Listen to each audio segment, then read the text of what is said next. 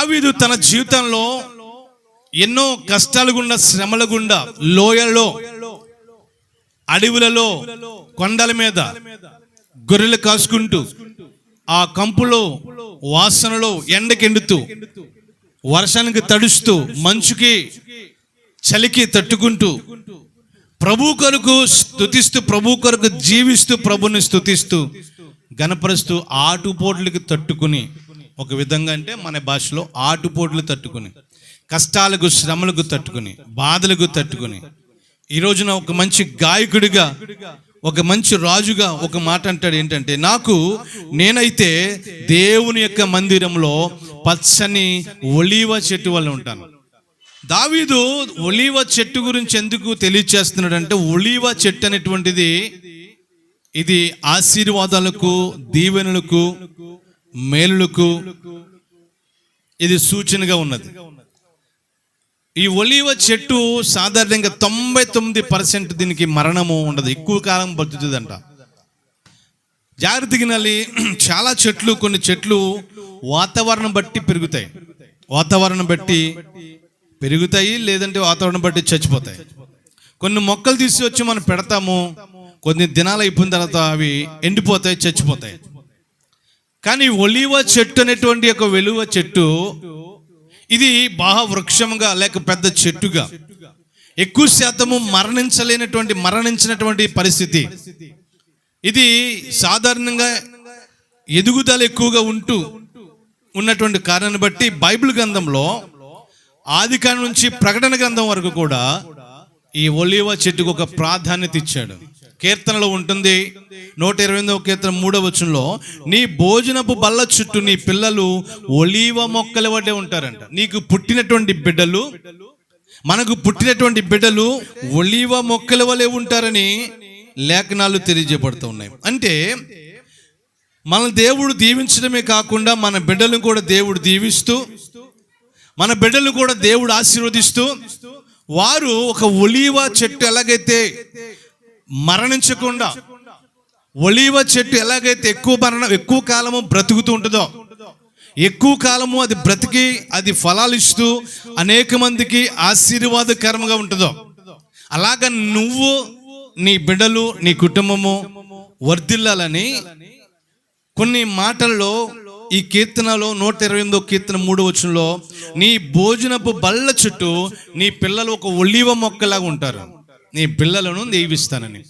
ఈ ఒలీవ మొక్కకు దేవుడు ఉదాహరణగా చూపిస్తూ, ఈ ఒలీవ మొక్క గురించి తెలియచేస్తూ, ఈ ఒలీవ చెట్టు ఎలాగైతే ఇది ఎక్కువ కాలం మన్నుతుందో, ఎక్కువ కాలం బ్రతుకుతుందో. ఇంకొక తెలుసండి, రాజులను అభిషేకించడానికి, ఎవరికైనా అనారోగ్యం కలిగితే ఆ నూనె ద్వారా, ఆ యొక్క ఆయిల్ ద్వారా స్వస్థత కలగడానికి ఉపయోగిస్తారు. దీని నూనె రాజులను అభిషేకానికి ఉపయోగిస్తారు సాధారణంగా. ఒలీవ నూనె ఈ మధ్యన వంటల్లో కూడా వాడుతూ ఉన్నారు. ఎందుకంటే ప్రియులరా, ఆ నూనెతో వంటలు వండితే శ్రేష్టమైనటువంటి ఆరోగ్యం ఉంటుందండి, చాలా కాస్ట్లీ ఉంటుంది. ఇది చాలా ఉపయోగకరమైనటువంటి పరిస్థితి ప్రియులరా. అందుకనే దేవునికి వాక్యం అంటాడు, ఈ భక్తుడు అంటాడు ఏంటంటే, ఎవరు దేని బట్టి వారి యొక్క మరి పరిస్థితిని బట్టి, వాటి యొక్క గుర్రాలను బట్టి, రథాలను బట్టి అతిశయిస్తారో నాకు తెలియదు, కానీ నేను దేవుని యొక్క మందిరంలో పచ్చని ఒలీవ చెట్టు వలె ఉన్నానంటున్నాడు. అంటే ఎండిపోయిన చెట్టు కాదు, వాడిపోయిన చెట్టు కాదు, రేపు మాపో పీకేసేటువంటి చెట్టు కాదు, పచ్చని ఒలీవ చెట్టు. పచ్చని ఒలీవ చెట్టులాగా ఉండాలంటే పిల్లరా, నీరు ఎప్పుడు అందుతూ ఉండాలి, ఆహారం అందుతూ ఉండాలి, అప్పుడు అది పచ్చగా ఉంటుంది. అయితే దేవుని సన్నిధిలో జీవించేటువంటి వారు, దేవుని మందిరంలో బ్రతికేటువంటి వాళ్ళు, దేవుని మందిరంలో నివాసం చేసేటువంటి వారు, దేవుని మందిరంలో బ్రతికేవారు, వారు ఎప్పుడు కూడా పచ్చని ఒలీవ చెట్టు వల్ల ఉంటారు. దేవునికి స్తోత్రం చెప్దాం. చాలా మంది వ్యక్తిగత జీవితాల్లో ప్రియులరా, వారు కొన్ని బ్రతుకులు చూస్తే, కొన్ని జీవితాలు చూస్తే ఆరిపోయినటువంటి పరిస్థితిలో ఉంటారు చాలా మంది. అంటే దేవునిలో ఎదగలేకుండా రక్షించబడతారు, మారు మనసు పొంది రక్షించబడి బాప్తిసం పొంది ప్రభువులో ఎదుగుతూ కొన్ని దినాలకే ఆరిపోయిన దేవుటిలాగా అయిపోతారు, ఆరిపోయినటువంటి పరిస్థితిలోకి వెళ్ళిపోతారు.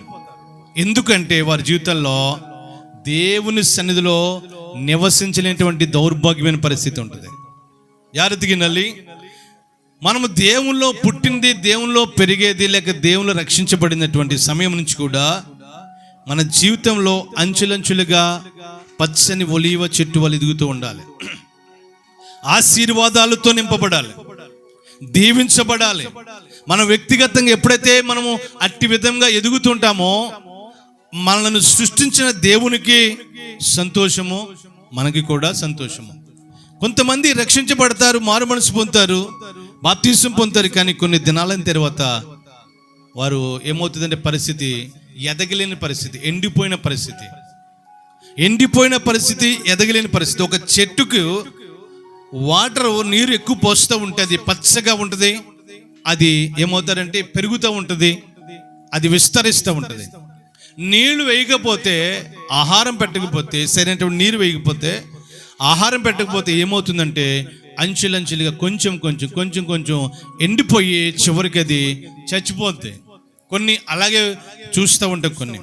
కొన్ని చూస్తే ఒక కాలువ ప్రక్కనో లేకపోతే చెరువు ప్రక్కనో ఒక నీరున్నటువంటి స్థలాల్లో ఉన్నటువంటి చెట్లయితే పచ్చగా ఎప్పుడు కూడా ఆకు పచ్చగా ఫలాలు కాస్తూ టైం టు టైం ఫలాలు ఇస్తూ ఉంటాయి. అలా ఇవ్వకుండా అవి ఎండిపోతున్నాయంటే, ఫలాలు ఇవ్వట్లేదంటే దానికి కారణం ఏంటంటే దానికి అందవలసినటువంటివి అందట్లేదని అర్థం చేసుకోవాలి. ఈ రోజున దేవుని యొక్క సన్నిధిలో కూడా మారు మనసు పొందినాక, రక్షించబడిన తర్వాత, బాప్తిసం పొందిన తర్వాత దేవుల్లో సరిగా ఎదగలేకపోతున్నామంటే, పచ్చని ఒలీవ చెట్టు వల్ల ఎదగలేకపోతున్నామంటే గల కారణము మనము ప్రభు సన్నిధిలో సరిగా గడపలేనటువంటి పరిస్థితి ఉన్నది. ఎప్పుడైతే గడుపుతూ ఉంటామో, ఎప్పుడైతే ప్రభు సన్నిధిలో మనం ఎదుగుతూ ఉంటామో, ఏ సాతాను కూడా మన కంచెను తీయలేదు, మన కంచెను దాటలేదు. ఈ రోజున మన కంచెను దాటుతూ సాతాను శక్తుల చేత మనము పీడించబడుతున్నామంటే, దరిద్రం వెంటాడుతుందంటే, మన జీవితంలో కష్టాల గుండా మనం ప్రయాణం చేస్తున్నామంటే మనము దేవుని సన్నిధిలో జీవించట్లేదు. ఎక్కడ జీవించాలంటే దేవుని యొక్క మందిరంలో మనం జీవించాలి. దేవునికి స్తోత్రం చెప్తాం. ప్రియులారా, ఈ యొక్క ఒలీవ చెట్టు గురించి మనం ఒక్కసారి 1-2 మాటలో మనం ధ్యానిస్తుందాం. ఆదికాండంలో ఒకసారి చూస్తే, ఆదికాండము 8వ అధ్యాయము 11వ వచనంలో, సాయంకాలమున అది అతని వద్దకు వచ్చినప్పుడు త్రుంచబడిన ఒలీవ చెట్టు ఆకు దాని నోట నుండెను గనుక నీళ్లు భూమి మీద నుండి తగ్గిపోయినని. జలప్రళయం వచ్చింది. ఈ లోకంలో భయంకర పరిస్థితి ఉంటున్నప్పుడు, చాలా ఘోరమైన పాపం అధికమైపోయినప్పుడు దేవుడు లోకం అంతటిని చూశాడంట. స్కానింగ్ చేసి చూసినప్పుడు ఎవరైనా పరిశుద్ధులు ఉంటారేమో, నీతిమంతులు ఉంటారేమో, యథార్థవంతులు ఉంటారేమో, నా మాట వినేవారు ఉంటారేమో అని చెప్పి చూస్తున్నప్పుడు నోవాహు అనేటువంటి వ్యక్తి కనిపించాడు. ఏం పేరు చెప్పండి? నోవాహు అనేటువంటి వ్యక్తి కనిపించాడు. నోవాహు అనేటువంటి వ్యక్తి కనిపించినప్పుడు ఆ నోవాహుని పిలిచి, ఇదిగో నోవాహు, నీవు ఈ తరములో నీ ఒక్కడే నీతిమంతుడిగా కనిపించావు నాకు. అంత వేల మంది, కోట్ల మంది ప్రజల్లో ఒకే ఒక్కడు నీతిమంతుడిగా కనిపించాడంట, నిందారహితుడిగా కనిపించాడంట. నీతిమంతుడిగాను నిందారహితుడిగాను నువ్వు ఉన్నావు గనుక, ఈ తరములో నీవే నా ఎదుట నీతిమంతుడివై ఉన్నావు గనుక నిన్ను బట్టి, జాగ్రత్తగా నల్లి, నిన్ను బట్టి నీ కుటుంబాన్ని రక్షిస్తాను. నీ కుటుంబంతో ప్రతి ఒక్క జంతువులు, పక్షులు, సకల జాతున్నటువంటి 2 జతలు కలిసి ఇదిగో వాటిని పెట్టడానికి ఒక ఓడ తయారు చేయి అని తెలియచేసినప్పుడు, ఆ ఓడ తయారు చేసి అందులోకి కావాల్సినవి కూడా సమకూర్చుకుని, ప్రియులారా, అందులోకి జంతువులు, పక్షులు అన్ని కూడా అందులోకి వెళ్ళిన తర్వాత దేవుడే దానికి ద్వారాన్ని మూసేసాడంట. జాగ్రత్తగా వినాలి. మూసేసినప్పుడు ఆ ద్వారము తలుపు వేయబడిన సమయం నుంచి ఇంచుమించుగా 40 రాత్రులు 40 పగలు ప్రచండమైన వర్షం వచ్చిందంట. ప్రచండమైనటువంటి వర్షం, 40 రాత్రి నాన్ స్టాప్ రెయిన్. మన మధ్యన గత 2 వారాల క్రితం వచ్చిందండి, నాన్ స్టాప్గా గంటన్నర కొట్టింది వర్షం. కొంతమంది ఫేస్బుక్లో అట్లా పెడతా ఉన్నారు, 20-30 సంవత్సరాల క్రితం వచ్చింది ఇలాంటి వర్షం, ఇప్పుడు వరకు ఇలాంటి వర్షం రాలేదు. నేను స్కూల్ నుంచి బిడ్డను తీసుకురావడానికి వెళ్ళినప్పుడు రావులపల్లిని ఆగిపోయాను. ఎంతసేపు నుంచోబెట్టి ఎంతసేపు వర్షం వచ్చిందంటే ఇంచుమించు గంటన్నర మొత్తం కొన్ని ప్రాంతాలు మునిగిపోయినాయి. కొన్ని ప్రాంతాలన్నీ కూడా హైదరాబాద్ ప్రాంతం కూడా మునిగిపోయి వరదలు కూడా వచ్చేసిన పరిస్థితి. అయితే ఒక్క గంటన్నరకి ఎంత ఉంటే 40 రాత్రులు ప్రగళ్ళు భయంకరమైన ప్రచండమైన వర్షం వచ్చి అక్కడంతా కూడా సర్వనాశనం చేయబడినప్పుడు నోవాహు గారి ఒక ఆలోచన వచ్చి మొదటిగా ఆ కిటికీలో నుంచి ఒక కాకిని పంపించారండి. ఎలాగినాలి, ఒక కాకిని పంపించినప్పుడు ఆ కాకి వెళ్ళి మళ్ళీ రాలేదంట. బహుశా అనుకుంటాను ఆ కాకి బయటికి వెళ్ళినప్పుడు శవాలన్నీ కూడా చచ్చిపోయినాయి కాబట్టి, చాలా మంది చనిపోయారు కాబట్టి శవాల మీద పడి తినటం ఇంకా మనుషుల్ని అసలే ఈ స్థితి ఇచ్చినటువంటి ఆ నోవాహును మర్చిపోయిందమ్మా. దాని తర్వాత ఒక పావురాన్ని పంపించారు, ఒక నల్ల పావురాన్ని పంపిస్తే తిరిగి మరలా వచ్చేసింది. ప్రియులరా, మరొకసారి సాయంకాలమున ఒక 7 దినముల తర్వాత మరలా నల్ల పావురం ఓడలోకి పంపించినప్పుడు సాయంకాలమున అది అతని దగ్గరకు వచ్చినప్పుడు త్రుంచబడిన ఒలీవ చెట్టు ఆకు దాని నోట నుండి ఉండెను. జాగ్రత్తగానండి, ఎందుకు ఈ మాట చెప్తున్నాం అంటే 40 రాత్రులు పగళ్ళు వర్షం వచ్చేసినప్పుడు చెట్లన్నీ కూడా మునిగిపోయినాయి, బిల్డింగ్లు మునిగిపోయినాయి, అన్నీ ఏమైతే ఉన్నాయో. ఇంకొక ఆశ్చర్యం ఏంటంటే నోవాహు గారు ఓడ కట్టేటప్పుడు ఒక కొండ మీద కట్టాడండి. ఆయన కొండ మీద కడుతుంటే ప్రజలందరూ అనుకున్నారు ఇటు పిచ్చడు అనుకుంటాడు, కొండ మీద కడుతున్నాడు లేక ఇక్కడ కడుతున్నాడు. ఎత్తైన ప్రదేశంలో ఒక పడవ ఒక ఓడ ఏదైనా కట్టాలంటే ఒక గోదావరి ప్రక్కనో సముద్రం ప్రక్కన కడతారు, కానీ వీడికి పిచ్చి ఎక్కువైపోయినట్టు ఉంది, వీడికి భక్తి ఎక్కువైపోయింది, వీడికి దేవుడు చెప్పాడంట, వీడికి పిచ్చి బాగా ముదిరిపోయింది వీడికి అని చెప్పి అవమానకరంగా మాట్లాడారు, అవహేళంగా మాట్లాడారు. ఏం పట్టించుకోకుండా నోవాహు పనితో చేసుకున్నాడు. పిల్లరా, ఈ వర్షం ఎప్పుడైతే వచ్చి ప్రచండంగా జలప్రళయం వచ్చిందో ఆ వచ్చిన సమయంలో నీరు ఎక్కువయ్యి అలాగ కొండ దాకా వెళ్ళినప్పుడు అప్పుడు ఆ ఓడ నీటి మీద తేలి నీటి మీద ప్రయాణం చేయడం ప్రారంభించింది. అంత భయంకరమైన వర్షము, వరదలు, భయంకరమైన పరిస్థితిలో ఈ సృష్టిలో ఉన్న ప్రతిదీ కూడా, సర్వ సృష్టిలో ఉన్న ప్రతిదీ కూడా డిలీట్ చేయబడింది, అంతా కూడా సర్వనాశనం అయిపోయింది.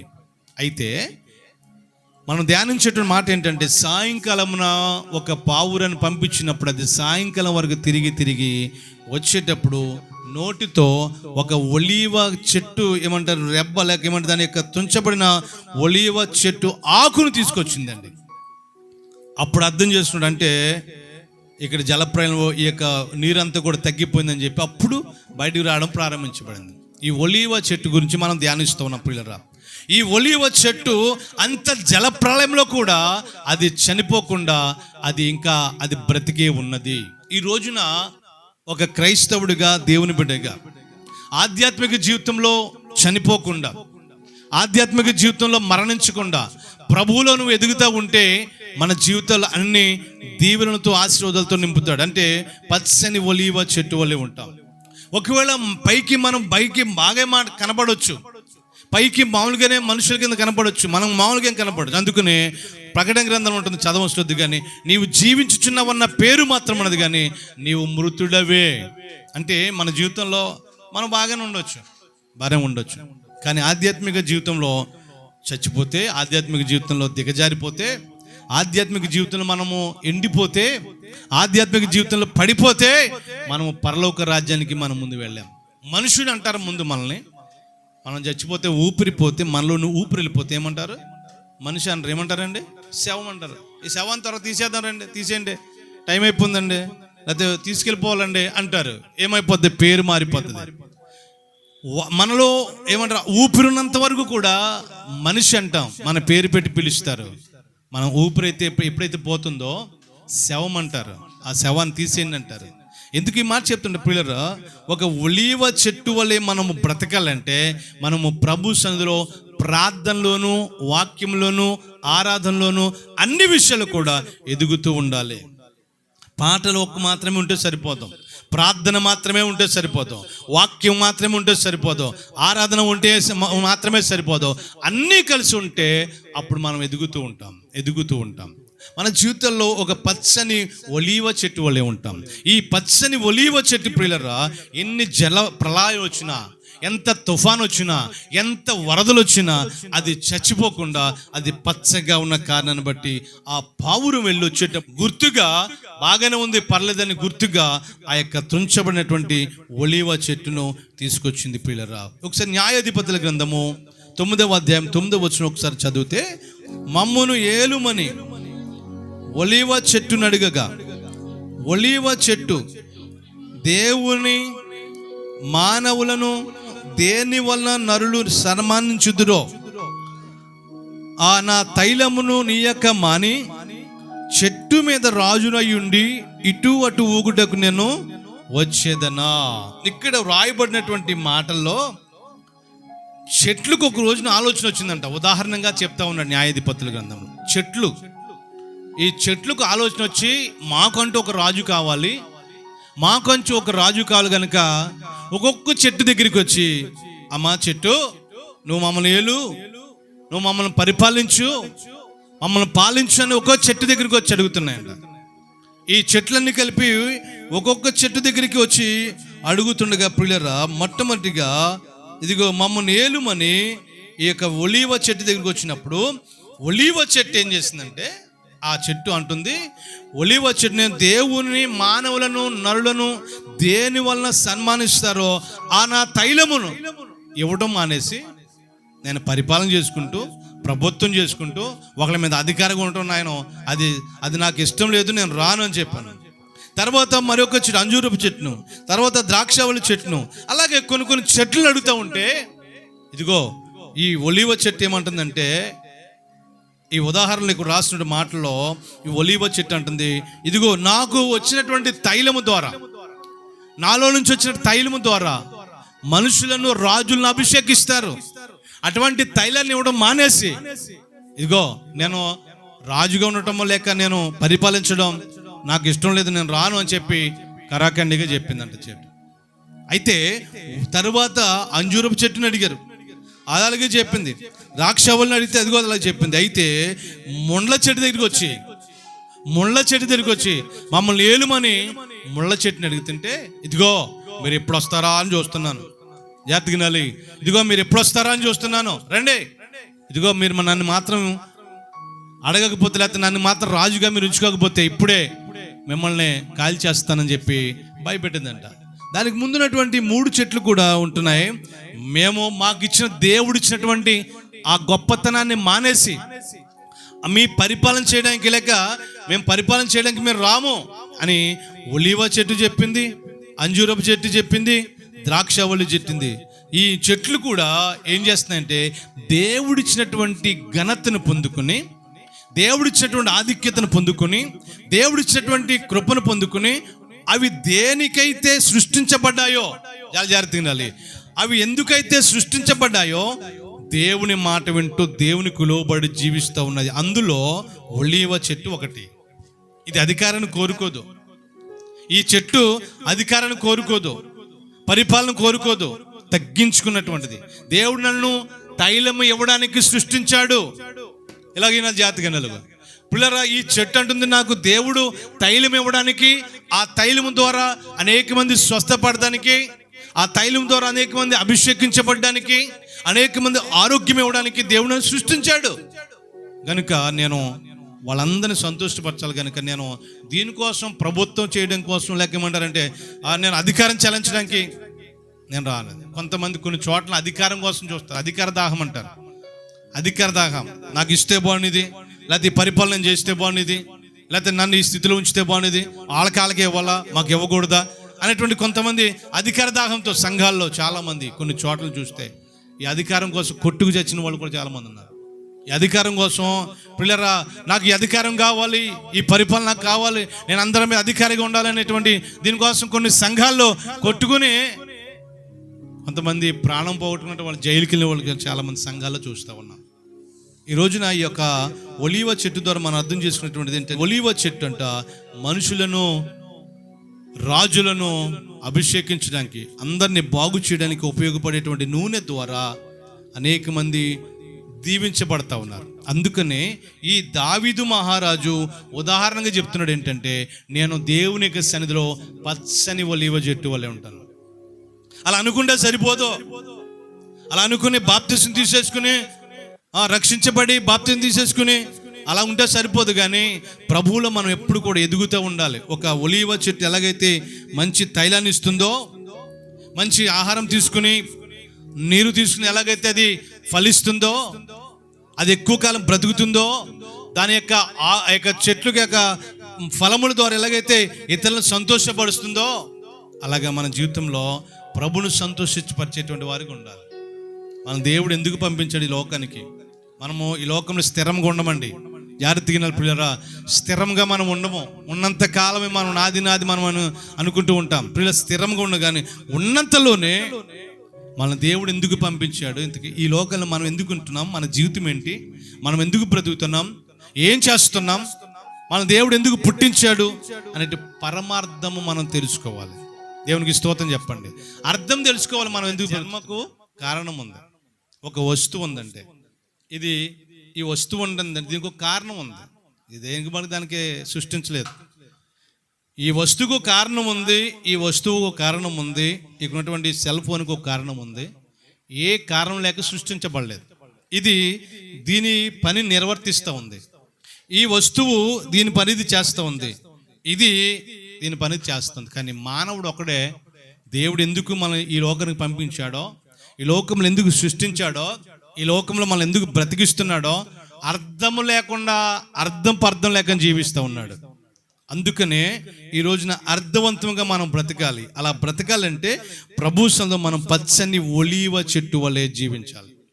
ఈ పచ్చని ఒలీవ చెట్టు వలె జీవిస్తున్నప్పుడు సాతాను ఎప్పుడు ఆ పాడు చేద్దామా చెట్టుని చూస్తూ ఉంటుంది. చిన్న బిడ్డలు బాగా కాసేటువంటి చెట్టు దగ్గరికి వెళ్ళి రాళ్ళు వేసి కొట్టి మొత్తం కాయలన్నీ కూడా కొట్టేస్తుంటారు. బాగా కాసేటువంటి చెట్టుకి రాళ్ళు దెబ్బలు తగులుతాయి.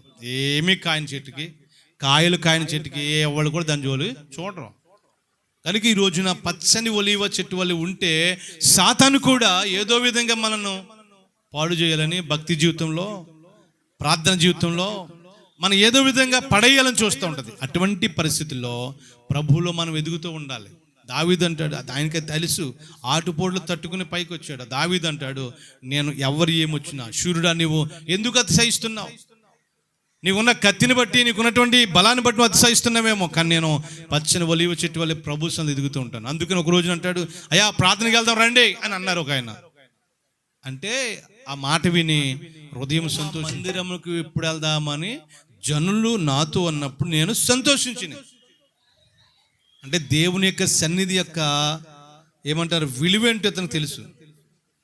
దేవుని యొక్క సన్నిధి విలువేంటో, దాంట్లో ఉన్నటువంటి ఆశీర్వాదాలు ఏంటో, దాంట్లో ఉన్నటువంటి విలువేంటో, దీవెనలు ఏంటో తెలిసింది. కాబట్టి జనులు వచ్చన్నారంట, అయ్యా రాజుగారు ప్రార్థనకి వెళ్తారండి, దేవుని మందిరానికి వెళ్తారండి. అంటే నా హృదయం సంతోషించింది, ఆ తృష్ణపడుచున్నది, ఆశపడుచున్నది అన్నాడు. ఎందుకంటే ఆయన సన్నిధి ఎప్పుడు ఆయన స్తుతిందామా, ఎప్పుడు ఆరాధించుదామా. ఈ రోజున అందుకంటాడు ఆయన, నేను పచ్చని ఒలీవ చెట్టు వలె ఉన్నాను. ఎందుకంటే ఆయన ఒకప్పుడు గొర్రెలు కాసుకునేవాడు. ఈ రోజున స్థితిలో ఒక రాజు అయినటువంటి స్థితిలో దేవుడు ఉంచాడంటే దేవుడు చేసిన గొప్ప కృప. అందుకనే అంటాడు ఆ మాటలో, నేను దేవుని సన్నిధిలో, దేవుని మందిరంలో పచ్చని ఒలీవ చెట్టు వలె ఉంటాను. ఎప్పుడైతే అలా ఉంటామో ఏ సాతాను కూడా మన కంచెను దాటి మన కుటుంబంలో కానీ మనలోనికి రాదో. దేవుని యొక్క కాపుదల మనకు ఉంటుంది, దేవుని యొక్క సన్నిధి మనకు ఉంటుంది, దేవుని యొక్క ప్రభావం మనకు ఉంటుందని తెలియచేస్తూ ముగిస్తున్నాను. దేవుడి మాటలో దీవించునుగాక.